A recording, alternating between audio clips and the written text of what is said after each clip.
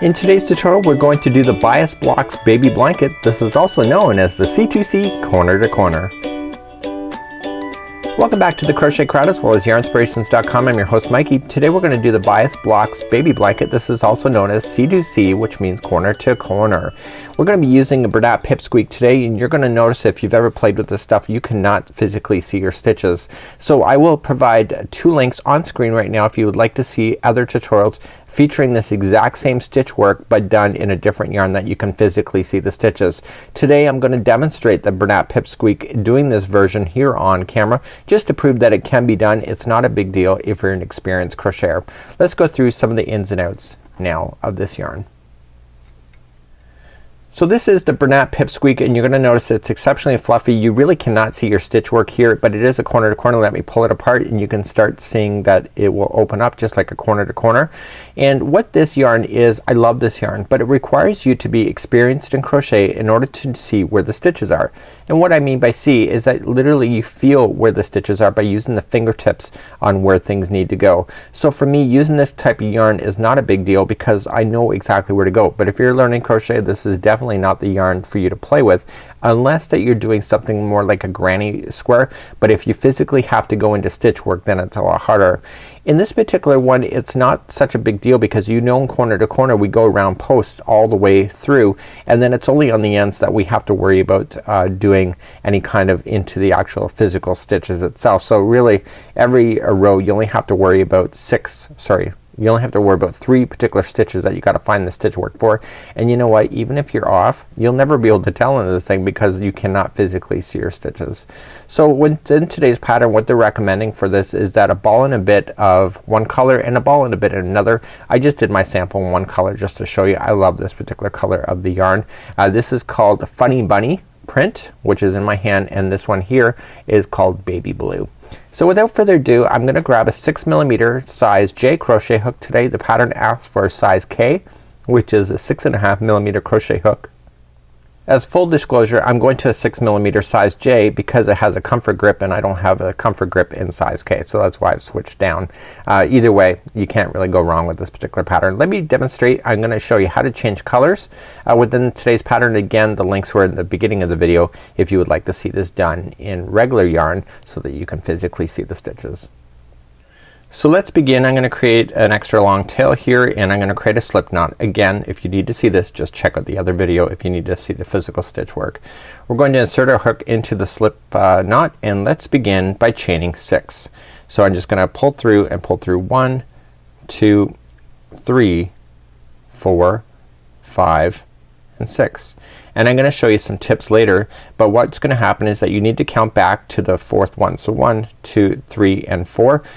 Can you see that, or probably not? If not, you know, you just gotta trust in it. You can actually feel the stitch work in behind. And we're gonna double crochet into that 4th chain from the hook and double crochet into the remaining 2 chains that are available to you. So this is one of those yarns where it's very forgiving. Even if you don't get it in the exact same spot, you're never gonna be able to tell. So this particular pattern has us changing color every row.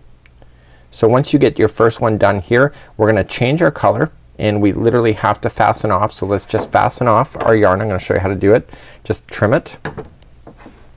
And what I want you to do is that I just want you to pull through like so. And I want you to just weave it in and out of the top stitches that are in there.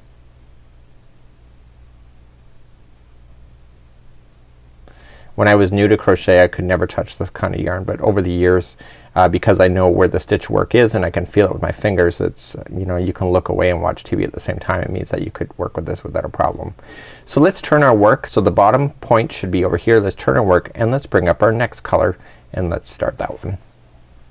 So here's my next color. It's called Funny Bunny. Funny Bunny it is, and we're gonna start off with a slip knot. So what I want you to do is that I want you to join it to the top of the chain here. Okay, just to the top. We make sure that this one here is down. This is the very first string that you started with. Okay, and I insert my hook in and I'm just gonna wrap the yarn and pull it through as a slip stitch, and then I'm going to chain 6. But watch what I do. This will speed you up. So I'm gonna go 1, 2, 3, and I'm gonna grab it. So there, I just put my finger over it. 4, 5, and 6. right where I've grabbed is where I need to go. So if you do that, you can save counting, and you're going to just double crochet where that was and in the next two that are available to you, just like that, just like that. So here we go.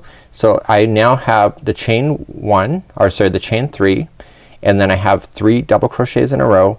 And now all I'm just gonna do is that I'm gonna feel for the next space here, which is on the other side, insert my hook into the space. Do you see these are the loose ends? Just put those on top of it too and trap them with the slip stitch, and then chain 3. So 1, 2, 3, and then just lay these down, and just, it's right in the last space. You're gonna put 3 more double crochets in there. So 1,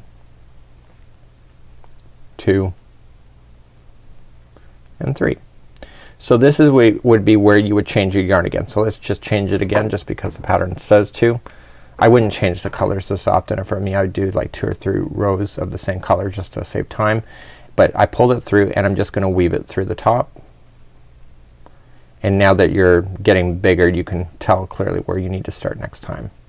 So I'm just weaving them through so it's stuck underneath, and then I'm gonna turn my work, and then this is gonna be where I'm gonna start. So I'm gonna pull the blue back up. So pulling my blue back up, I'm creating a slip knot, and I go into the top of the chain here, and just right into the top, just to feel for it. There it is. And I join it with the slip stitch, and then chain 3, or sorry, chain 6. So 1, 2, 3, pinch it, okay, 4, 5, 6, and then right where you pinched is the first one for a double crochet. So, and then you have to do 2 more. So just move down the chain, get the next 2 chains. There you go, got it. Once you have that satisfied, you're just gonna turn this work and lay this down over top, okay, and here's the last space of the next block, and just going in there and slip stitch it, and then chain 3. 1, 2, 3, laying these stragglers down on top. Just continue to put 3 more double crochets into that same space. So 1, 2, and 3. And then just pull the next block up, get the last space, slip stitch it first, and then chain 3. 1, 2, 3, and then 3 more double crochets into that same space. So 1, 2, 3. So then it would ask you to change colors once again. So let's do that. So let's trim our work. So the reason why you can't carry your colors is that you stop this color over here, so therefore if you carried it, you're over here, so you just can't physically do it. The only way you could do that if you really wanted to is that you would have to do 2 rows of the same color in a row so that you end up on the same side. So I'm just weaving them in, and then I'm gonna bring back my next color. So this is where I'm gonna start. So I'm gonna bring back the funny bunny, create a slip knot. Okay, coming into the top. Okay, I'm not going into a space and going right into a chain, and then just join it with the slip stitch,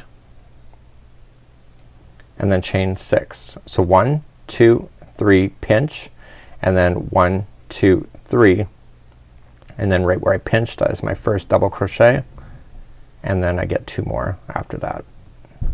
So moving down further in the chain. I missed it that time.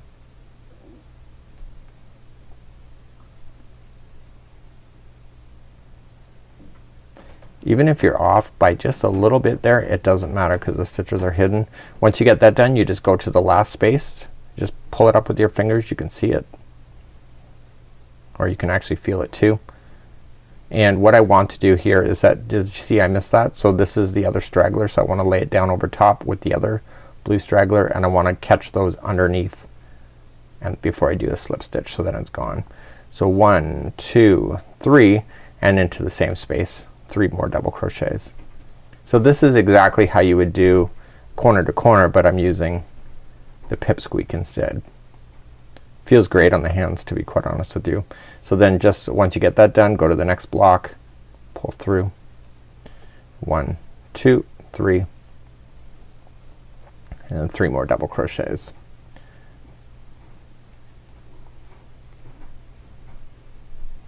Okay, and then continue and get the last one. So 1, 2 and 3, and then I'm going to just do the last 3 into the last space. So now I'm going to start getting smaller, if you would like to learn how to do that. So let me fasten off this color once again. So the funny bunny is gone. I'm going back to the baby blue.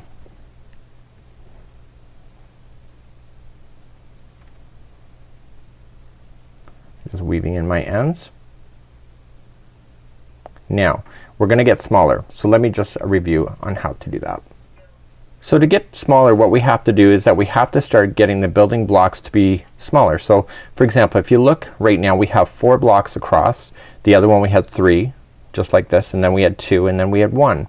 So the next time we go smaller is that there's gonna be 3. It's gonna be here, here, and here. So we gotta be watching where we're gonna start and then where we're gonna stop. So what I want to show you here is how to get smaller.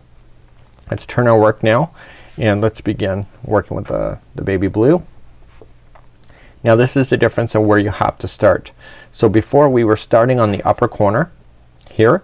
Now we have to start on the upper corner on the other side, go right into an actual chain, not into the space itself, and join it with the slip stitch. Pull through. Now when you go smaller, you don't have to chain that 6 anymore. You only chain 3. So 1, 2, 3, keeping your stragglers down on top, getting in the first space that's right underneath it, and you're gonna put in 3 double crochets. So 1, 2 and 3. And now the rest of the row is exactly what you already know. So you're just gonna pull up the next block, get the last space, slip stitch it, chain 3, 1, 2, 3, and then coming down and putting 3 more double crochets in that same space. Now here's the thing, we're gonna get smaller. So the next block is physically your last one. So let's slip stitch it first and then chain 3, 1, 2, 3, and then 3 double crochets. So now you're done. So technically if you were getting bigger, you would go 1 more. So you're gonna still slip stitch it here, okay? And then you're just gonna either fasten off. So if you don't wanna fasten off, all you just need to do is to slip stitch it here, turn your work and slip stitch along here until you get to this color, until you get to this stitch, and then chain your 3 and then start again. But I'm keeping to change the color in this particular one just because that's what the tutorial says to do, or the pattern says to do. So I'm gonna just fasten off and I'm gonna weave in my ends. I'm going through the stitches through the chain work, turn my work, and now we're gonna get smaller. So now we have 3 blocks. So the first one we had 4, 1, 2, 3, 4. Now we have 3, and now we're gonna go back down to 2. So grabbing our funny bunny. Okay, so we're getting smaller.